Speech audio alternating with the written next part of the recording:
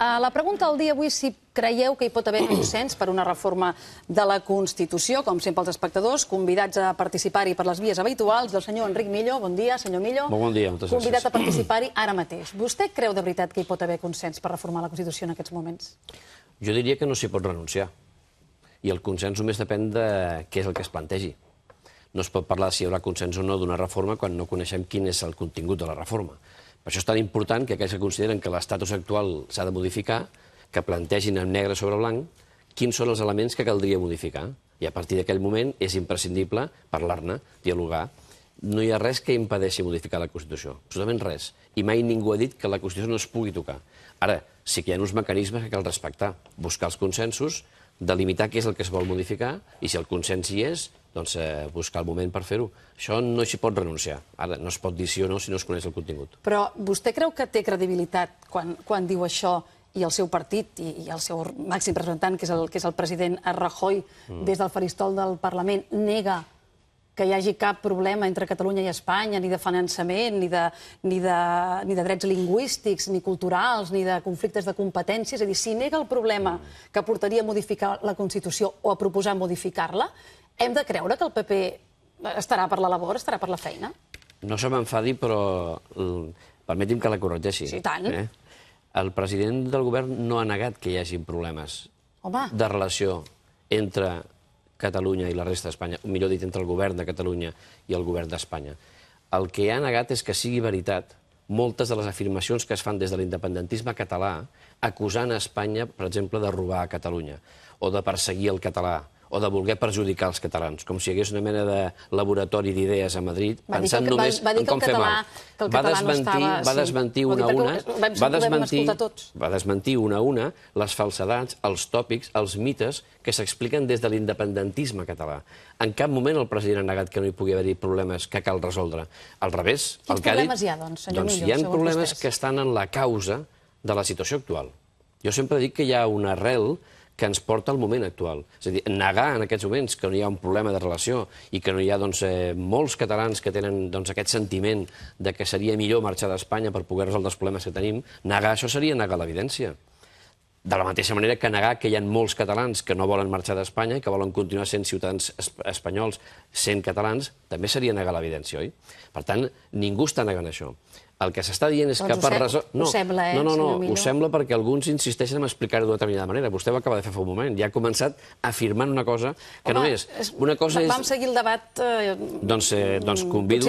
Potser no devíem veure el mateix debat. No, exacte. El mateix segur que sí. Jo hi era present, El que convé és llegir literalment les paraules que es van utilitzar. I veurà com en cap moment nega que hi hagin problemes de relació i en cap moment nega que no es puguin resoldre. El que nega i desmenteix són els tòpics, de que Espanya ens roba, de que Espanya va contra Catalunya, que els espanyols volen eliminar el català. Això és una barbaritat, si em permet que li digui. Això és una bestiesa, no? Ara, si anem a l'arrel dels problemes, la causa que ens porta on estem ara és que hi ha algunes coses que cal debatre, que cal afrontar, que cal modificar i segurament cal rectificar. Quines són, segons vostè? I això és molt important i em sembla molt bé que entrem per aquí, perquè això és descartar que la solució a l'actual problema que tenim sigui la independència. Descartar això és molt important, perquè hi ha gent que s'ho creu, això. Hi ha gent que, si fóssim un país independent, un estat independent, s'acabarien tots els problemes que patim, no? Això és mentida. Per tant, però com que sí que hi ha problemes, doncs anem a les causes, anem a l'arrel, identifiquem-les, analitzem les causes i busquem solucions, perquè els polítics estan per això, no? Posi'm exemples concrets. Exemples. Doncs, si, per exemple, aquí hi ha el temor de que algú pugui venir un dia i prohibir el català, escolti, doncs establim, d'alguna manera, que això no pugui fer-ho mai ningú. Jo estic totalment d'acord. Escolti, jo soc català. Jo no vull que ningú pugui venir mai aquí i prohibeixi, per exemple, que el català sigui llengua vehicular a les escoles. Jo no vull que m'ho prohibeixi. Per tant, si aquest és el problema d'algú, tanquem-ho. Si, per exemple, arribem a la conclusió, que jo seria partidari, de que el model de finançament actual no és prou just ni equilibrat i no ajuda a Catalunya a seguir creixent, a ser competitiva i a poder continuar sent solidària, si pensem això, plantegem-ho i busquem una modificació del model. Jo l'actual model crec que no és prou just ni equilibrat. Per tant, busquem-ho. Si creiem que hi ha competències que la Generalitat hauria de tenir i que no té prou delimitades, doncs parlem-ho, veiem quines són i tal. És a dir, quan vostè això ho explica al seu partit a Madrid, què li diuen? Doncs que els sembla molt bé el que dic. Doncs sembla molt bé. Sembla que estic en una pel·lícula de ciència-ficció, senyor Millo. No, el que passa que hi ha molts estereotips, Sí, ara, si vostè em pregunta, la solució dels problemes que tenim és marxar d'Espanya? Resposta, no. Això complicaria molt més la vida dels catalans. Això perjudicaria greument els interessos. Això condemnaria generacions de catalans a la misèria. Per tant, el que hem de fer és trobar la solució per avançar. Una mica tòpic, això també que acaba de dir vostè.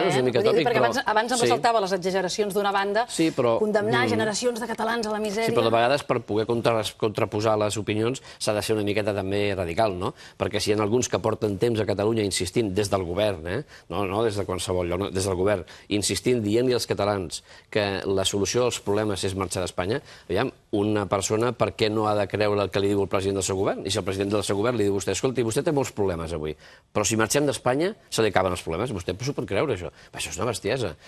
Anem a l'arrel dels problemes, analitzem-los i busquem un pacte entre tots per poder viure junts. I el futur de Catalunya és molt més bo amb una Espanya que sigui forta i competitiva al món i en el context europeu, que no pas separat fora d'Espanya i fora d'Europa, com una mena de petit vaixell aïllat pel món, que això no ens portaria res de positiu.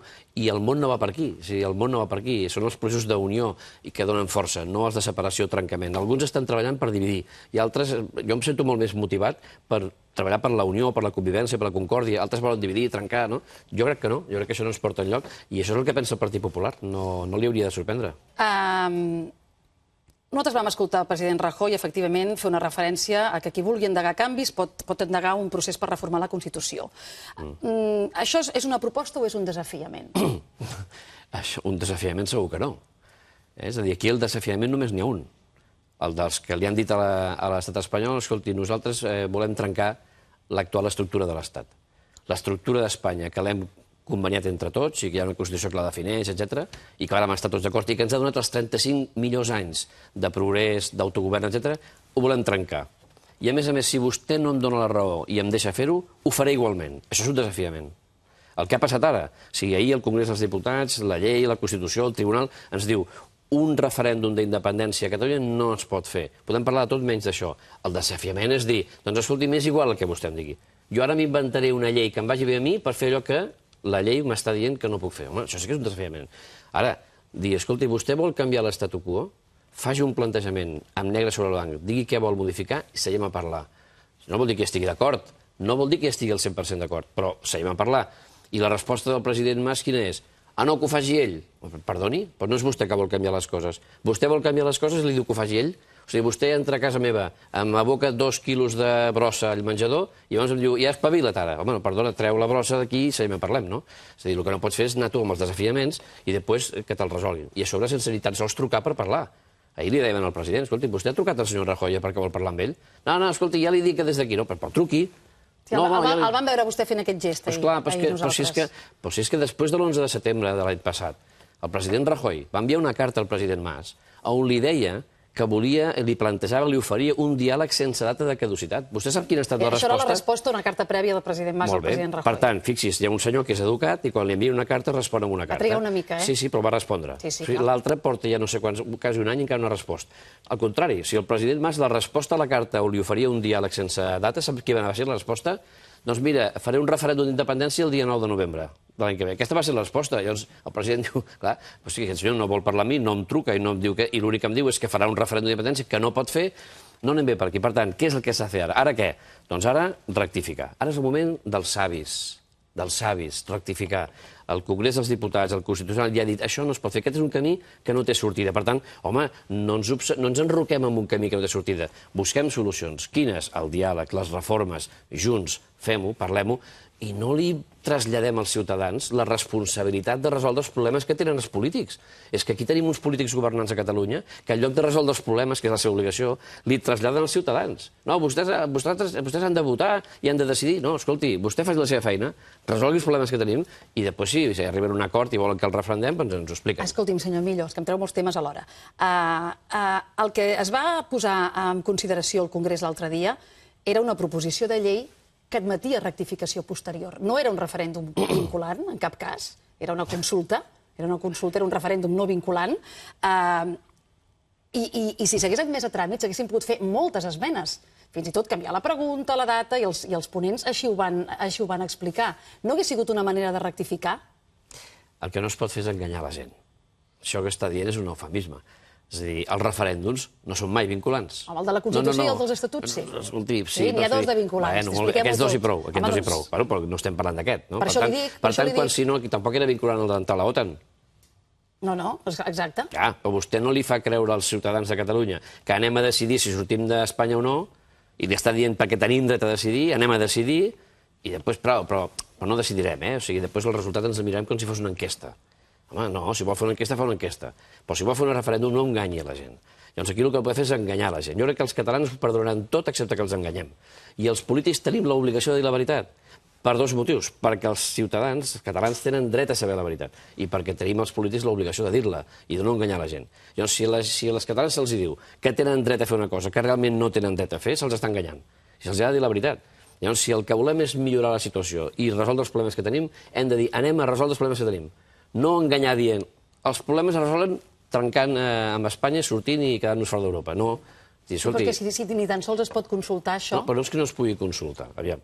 El que no es pot fer és un referèndum d'independència, que és el que pretén fer el govern de la Generalitat amb Esquerra Republicana de Catalunya. Això ja sabem que no es podrà fer. Per tant, algú entén que puguem estar 8 mesos, a partir d'ara fins al 10 de novembre, repetint insistentment als ciutadans que acabaran tips d'aquesta història, de que tenen dret a fer una cosa que ja sabem avui que no tenim dret a fer.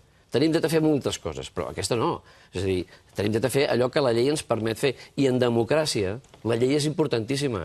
No es pot dir que no, el Congrés no podrà frenar la voluntat d'un poble. Perdoni, la voluntat d'un poble en democràcia s'expressa en el Parlament. I en allà s'expressa la voluntat d'un poble. Estem en democràcia. I en una democràcia, les lleis democràtiques estan per complir-les. No podem dir, si la llei no em permet fer el que jo vull fer, me n'inventaré una. Home, això que diu ara, al Parlament farem una llei per saltar-nos la llei. Oi que és clar que això no pot ser? Doncs estarem perdent el temps, perquè farem una llei que no es podrà aplicar. Per tant, no perdem el temps, no cansem els ciutadans, busquem solucions ja des d'ara, i jo el que proposo és no perdem 8 mesos inflant el globo, perquè sembla al final, els malpensats acabarem pensant que l'objectiu real no és ni parlar, ni dialogar, ni consultar, és declarar la independència.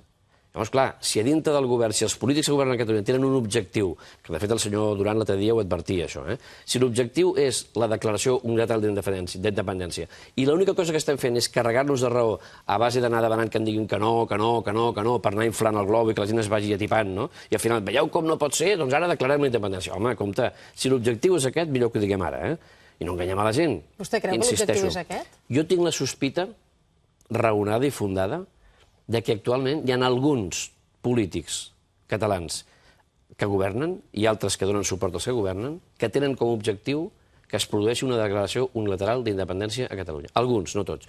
I altres que adverteixen que això podria passar perquè suposo que no volen que passi. És el cas del secretari general de Convergència i Unió, que ja ho ha advertit diverses vegades. I si ho diu, sé que és una persona que no parla per parlar.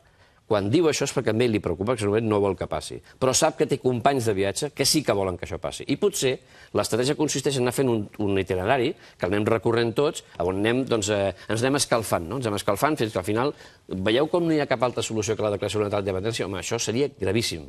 Gravíssim. Per tant, evitem-ho i fem les coses bé, parlem, dialoguem i busquem una sortida a l'actual conflicte, perquè si no, els polítics que en lloc de resoldre els problemes que tenim ens en creen de nous, millor que pleguin, perquè això no va bé per aquí, això. Quan vostè diu el PP hauria d'escoltar quina és la proposta de reformar la Constitució, agafem el que hi deia Rodríguez Herrero de Miñón. Molt bé. A través d'una... Ell en va dir mutació constitucional, vam interpretar tots que potser era una disposició addicional, que n'hi ha a la Constitució algunes, i que a través d'aquesta disposició addicional, és a dir, que no requereix una reforma profunda de la Carta Magna que impliqui dissolució de les Corts i referèndum i eleccions, és a dir, que no sigui una reforma agreujada, sinó que sigui una reforma que només requereixi 3/5 parts del Congrés per blindar competències econòmico-financeres, culturals, lingüístiques i competencials. Això el Partit Popular està disposat a mirar-ho? Això té un gran avantatge. El plantejament, jo no li diré pas que estigui 100% d'acord amb el que diu el senyor Miñón, que d'altra banda em sembla un intel·lectual sempre interessant d'escoltar i de llegir. Però té una cosa molt interessant el que diu el senyor Miñón, que els que en aquests moments avui estan posant l'Herrero Miñón com un exemple d'un camí a seguir, doncs té una cosa molt interessant, que està dient la independència no és la solució. Home, ja és interessant, això. Està dient la independència no és el camí. Per tant, d'entrada, si el govern de la Generalitat pren nota del que diu el senyor Miñón, el primer que ha de fer, i Esquerra Republicana, és dir, aquest senyor que sembla ser que en sap tant, ens està dient que la independència no és la solució. Punt número 1. Punt número 2.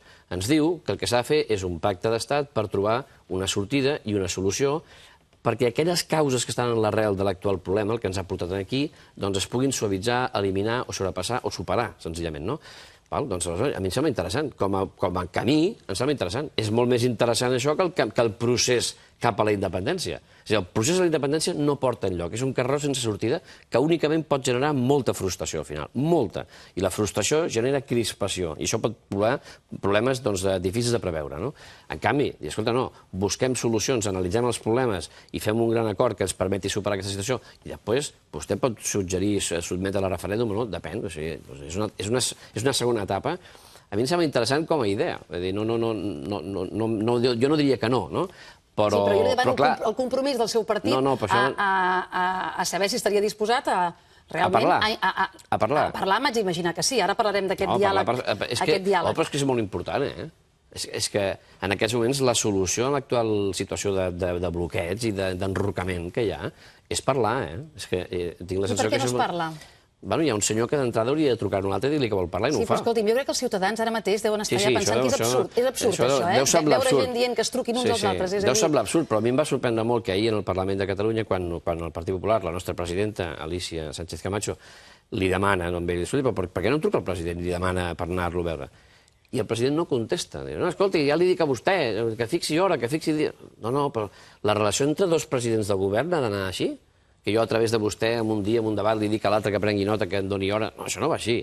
Dos presidents de govern es truquen, parlen i diuen de què volem parlar. Sí, ahir també vam sentir Mariano Rajoy des del Congrés dient que ell està disposat a parlar amb tothom, però només d'una cosa, també. Perquè vostè abans deia, és el moment de la rectificació. Aquí potser hauria, no només ha de rectificar un, no? És a dir, potser ha de... És a dir, si realment aquest és l'impediment per parlar, potser hauria d'haver-hi un pas enrere per part de tothom. Jo no soc dels que penso que sempre, quan hi ha un problema entre dues parts, el 100% de la responsabilitat la té una part. Jo no ho he pensat mai, això, no? De fet, si alguna cosa a la vida m'ha ensenyat és que normalment sempre tothom hi té una mica coses a dir, no? A fer, o tothom es pot haver equivocat amb alguna cosa. Però hi ha un element que no el podem obviar. O sigui, qui ha plantejat aquí com a objectiu la separació de Catalunya de la resta d'Espanya és un, no són dos, és un. Després pot dir, sí, però aquí hi ha causes, doncs analitzem les causes, però qui ha proposat això és un. Per tant, jo crec que és aquest qui ha de dir, escolta, vull parlar del tema, no? I jo entenc que la gent estigui una mica cansada, no? Ho entenc i cada dia ho estarà més. I falten 8 mesos, fa el 9 de novembre, eh? I a mi el que em preocupa és que després del debat del dimarts, que va ser un debat molt important, encara que alguns l'hagin volgut menys tenir, no? Perquè, clar, els dos líders que proposen aquest procés, el senyor Junqueras i el senyor Mas, van quedar a casa. No van voler allà ni escoltar, no? Això, bueno, em preocupa perquè és com una mica un menyspreu, no és un menysteniment. Però és igual, això va ser important. Ara és el moment de dir, bueno, doncs, aquesta via no té futur. Anem a veure, solucions, parlem. Quina és la reacció d'ahir del president? M'és igual el que digui el Congrés dels Diputats, que és on rau la sobirania popular, no? On, a més, els diputats catalans, que allà n'hi ha, que tothom ha de saber que hi ha 47 diputats catalans al Congrés dels Diputats, 47. D'aquests 47, 25 van votar en contra d'un referèndum d'independència a Catalunya i 22 van votar a favor. És a dir, hi ha una majoria fins i tot de diputats catalans al Congrés que no estan d'acord amb aquest camí. Home, també s'hauria d'escoltar això, no? Per tant, home, parlar i dialogar sí. Ara, no és veritat que el senyor Rajoy vulgui parlar només d'una cosa, és exactament al revés. És a dir, el senyor Mas només vol parlar d'una cosa, del referèndum. El senyor Rajoy va dir que ni amb 500 cafès això s'arreglava. Però fixi's, si em permet. El senyor Mas diu que només vol parlar del referèndum. I el senyor Rajoy li diu, home, podem parlar de tot. El que diu el senyor Mas és que la consulta és irrenunciable, no que només vulgui parlar de la consulta. Per tant, només vol parlar d'això. No ho sabem, és que com que no es troben, no ho sabem, senyor Millo. Però és molt bo delimitar-ho. El senyor Mas diu, jo vull fer una consulta a Catalunya i la faré el dia 9 de novembre i la pregunta serà aquesta, ja ho he decidit. Vol que dialoguem ara, vostè i jo? De què vol que dialoguem? Si vostè ja ho ha decidit. Si vostè pren una decisió unilateral, decideix el que farà, té clar quin resultat vol i per això treballa, pel resultat que vol d'aquest referèndum i per això posa en marxa tot el mecanisme del govern, l'administració, a l'excedent d'aquesta causa, i un cop ho ha decidit i ho ha anunciat públicament diu, vol que en parlem d'això? Com vol que en parlem? Llavors, l'altra part li diu, escolti, podem parlar de tot excepte del que està fora de la llei, fora de la democràcia. Fora de la democràcia, fora de les regles del joc, no podem. Hem de parlar de dintre. No, és que jo vull canviar les regles del joc. Escolti, si vostè vol canviar les regles del joc, llavors hi ha un altre camí per fer-ho. Però el que no podem fer és trampes, no? Aquí s'estan fent trampes, i s'està fent un engany. No pot ser això. Hem de parlar clar, hem de ser honestos. Hem de dir què volem, per què ho volem, i explicar les conseqüències del que volem. I això s'ha d'explicar amb honestedat, si no, no sortirem d'aquí. Senyor Millo, vostè ha fet molt èmfasi en aquesta conversa, amb les arrels de la situació que vivim ara, i també ha parlat de concòrdia, d'unió, de convivència. On era aquest amor a Catalunya, aquestes paraules, en la recollida de firmes contra l'Estatut de Catalunya encapçalada pel seu partit i en la impugnació d'aquest estatut aprovat a les Corts i amb referèndum per la ciutadania de Catalunya? On era aquest amor, senyor Millo? L'amor es guanya cada dia. Quan estimes algú, això t'ho has de guanyar cada dia. No n'hi ha prou amb estimar-lo un dia i després dir t'estimo per sempre. Això s'ha de guanyar cada dia. És com una planta que s'ha de regar cada dia. I segurament en la història de la relació entre dues parts hi ha moments més àlgids i moments més dolents. I segurament hi ha hagut moments dolents i n'hi ha hagut. Però li vull recordar només una cosa en relació a això. Aquí hi ha hagut episodis lamentables de la història de Catalunya que jo els tinc molt gravats, com per exemple el Pacte del Tinell. No, però escolti'm, no em canviï la pregunta. No, si vaig aquí, és que és la causa, és la causa. Quan a Catalunya es fa un pacte del Tinell on s'acorda a excloure el Partit Popular de qualsevol acord que es faci a Catalunya i després es planteja la reforma de l'Estatut, excloent el Partit Popular i, per tant, excloent el segon partit més important de tot Espanya en aquell moment, que era el partit que estava a l'oposició, home, això condiciona molt. Si, a més, un se'n va al notari i firma que no pactarà mai amb aquest, o sigui, com si fos un apestat, això marca molt les relacions. Per tant, si es fan coses d'aquestes, home, això perjudica molt la relació. Si, a més, s'obliga als ciutadans a votar una llei, una reforma de l'Estatut, que té dificultats de constitucionalitat claríssimes, home... No, perdoni, no s'obliga ningú, és que és el que s'ha de fer. No, sí, s'obliga, perquè si vostè posa una reforma de l'Estatut a referèndum abans de comprovar que aquella reforma és constitucional, vostè està obligant la gent a votar sí o no a una llei inconstitucional. I després va d'haver-hi el Tribunal Constitucional a rectificar-ho. Llavors el problema és que el Tribunal ho ha rectificat. No. Era com estava la llei en aquell moment. Perdoni, però el Tribunal Constitucional, la seva obligació és dir si aquella llei s'ajusta o no a la Constitució. El problema és que els polítics la van posar a referèndum, sabien que no era constitucional i van obligar els catalans a votar una cosa que no era constitucional. Per tant, i després, el dret a presentar un recurs el té tothom. És constitucional, és legal, això. I el va fer el defensor del poble, i el va fer el govern d'Aragó. Recollir signatures, 4 milions de signatures per tot Espanya. Contra una llei inconstitucional, a mi em pot agradar més o menys el mecanisme, el sistema, l'estratègia, però això també és perfectament legítim, perquè no eren signatures contra Catalunya, eren signatures... No, home, fins aquí podríem arribar, jo també soc català, escolti, i hi ha més de 700.000 persones que voten el Partit Popular català a Catalunya, i són catalans tots, Per tant, home, no es pot dir que el PP recull firmes contra Catalunya, és una bestiesa. Altra cosa és recollir firmes contra una llei que considerem que exclou, margina una part dels catalans i que no és constitucional. Això és legítim. I, per tant, clar, si anem abonant aquesta tesi, per tant, oblidem aquestes qüestions que segurament no s'han fet totes bé, segur, i parlem de futur i construïm-lo junts. Jo crec que aquesta és la solució. Deixi'm preguntar-li d'una altra manera i deixem aquest tema. Vist on som avui, si pogués tornar enrere en el temps, tornaria a fer aquesta campanya de recollida de firmes? Creu que va ser un error, senyor Millo? Si tornés enrere el temps, jo faria el possible per impedir el pacte del Tinell i la signatura del notari. I això facilitaria molt les coses, perquè el context seria molt diferent. És igual. I facilitaria la relació. Respongui la meva pregunta. Vostè creu que va ser un error o tornaria a fer? El què?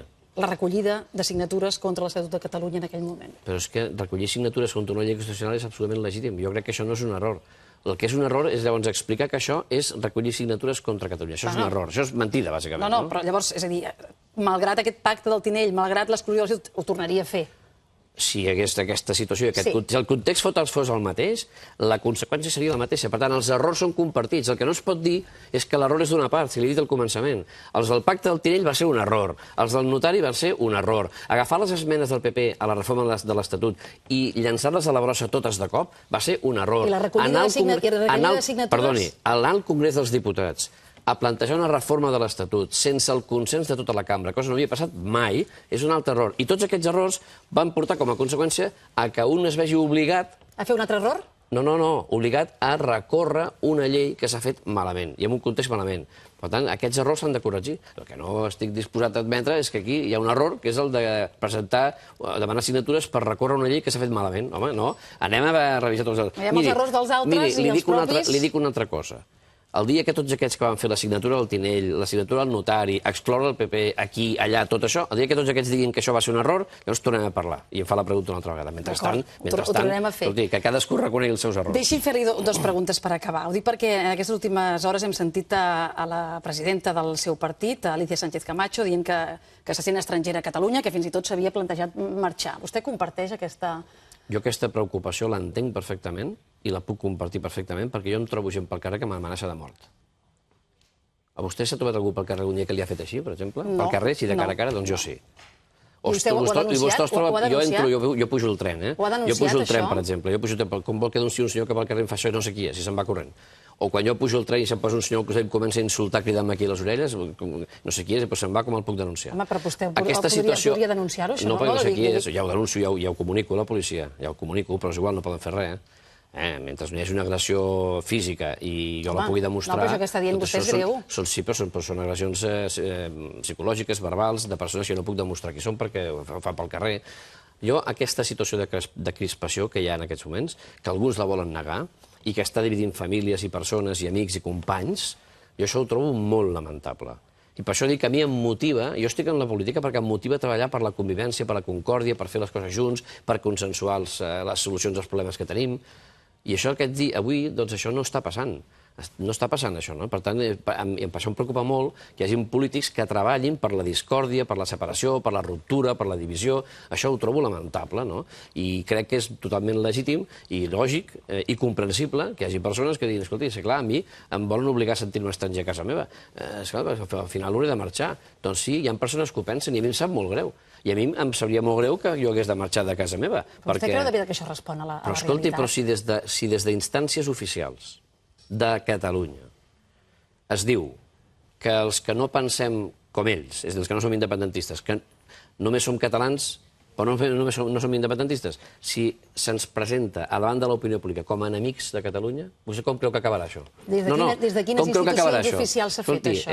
Tothom sap de què parlo. No, ho dic perquè és que vostè ha dit que l'amenacen de mort, però no ens acaba de dir què ni si ho ha denunciat. Perquè fa acusacions una mica greus que hauríem de poder... Hi ha una web, a més fa pocs dies va sortir una web titulada Nova Terra Lliure que em posava el meu nom, que jo m'havien de fer fora de Catalunya. Però això no és una institució oficial, senyor Millo. Perdoni, això no parlava d'això. Ara vostè feia pregunta de qui l'amenaçava. Jo no he dit que a mi m'amenaci cap institució, no.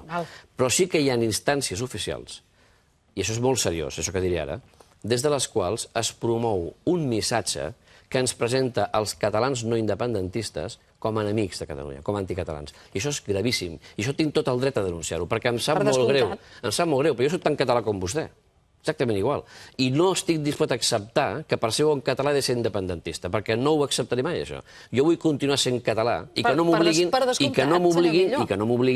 a deixar de ser ciutadà espanyol. I, sobretot, no puc acceptar que des d'instàncies oficials els més de 700.000 catalans que van votar el Partit Popular a les últimes eleccions se'ls situï com a enemics de Catalunya, perquè no ho són. I això està passant des d'instàncies oficials. Quines? I això de Catalunya, tothom sap de què parlo. Llavors, és necessari baixar el to. S'ha de baixar el to. I jo seré el primer en baixar-lo i ja intento no pujar-lo mai, però s'ha de baixar el to, s'ha de tornar al sentit comú, s'ha de recuperar el seny, s'han d'afrontar les coses amb serenitat. I aquells que creuen que l'única solució als problemes és el trencament, doncs que ho diguin, que no enganyin, que ho diguin, no? I els que creguin, com jo i com altres, que la solució als problemes actuals és el diàleg, és buscar la concòrdia i buscar solucions conjuntes, doncs seiem i parlem. I aquesta és la via, no veig cap altra via. Ara vostè ha baixat una mica el to, però fa 30 segons també l'havia pujat. Perquè ja m'he donat compte que l'havia pujat, perquè vostè m'ha tocat un parell de temes que a mi em saben molt greu, no? Llavors l'he pujat, però veu com ja he baixat el to de seguida?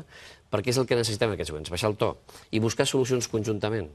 I no fer creure a ningú que l'única solució és trencar. No cal trencar les coses. És millor treballar per fer junts, per construir junts, que no pas per trencar. Jo no vull quedar-me fora d'Espanya ni fora d'Europa. I crec que hi ha molts catalans que no volen que això passi. I no nego que hi hagi problemes a resoldre. Resolem-los. Però fem-ho conjuntament. I és necessari que en aquests moments el govern de la Generalitat abandoni aquest camí, que és un camí que no té sortida, de la secessió, de la separació. Aquest procés no va en lloc de positiu. I que aposti pel diàleg per buscar una solució que sigui constructiva, positiva, entre tots. Això és imprescindible. I és l'únic camí. No n'hi ha cap més. I mentre no anem per aquí, doncs estarem marejant la perdiu i no arribarem a cap lloc. Jo, de veritat, aposto per això, perquè això garanteix un millor futur per Catalunya i per tots els catalans. Per avui ja l'hem marejat prou, la perdiu. Senyor Millo, moltes gràcies per venir a Matins i fins una altra, l'esperem. Encantat d'estar aquí a la Televisió Pública de Catalunya, la de tots. Benvingut.